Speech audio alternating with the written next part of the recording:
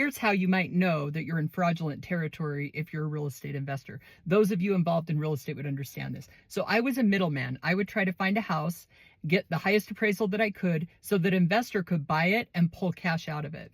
And I was working with a mortgage broker, and the mortgage broker told me, hey, listen, I've got a banker that will get you a 90% loan on a $3 million property. But you've got to pay him a cut under the table. You got to kick him back $30,000 on top of the points that you're paying through title. That's concerning, right?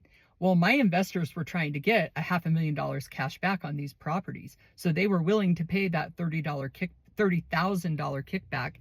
And the mortgage broker sent the wiring instructions over. So after it closed, they would send this 30 grand to a Washington Mutual executive, one of the top guys that would approve a 90% loan on a $3 million property based on appraisal that they knew was high because they knew that I was paying less for the house than what it appraised for.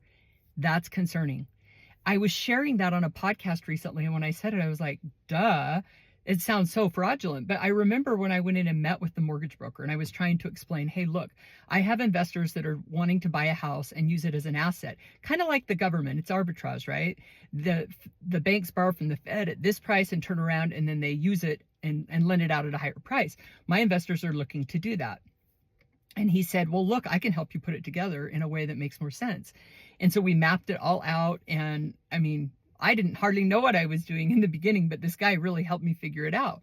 I even then took it to a lawyer who said, oh, this is brilliant, until it wasn't, until it was illegal. But if I'm being honest, a kickback to WAMU for $30,000 is a pretty big red flag.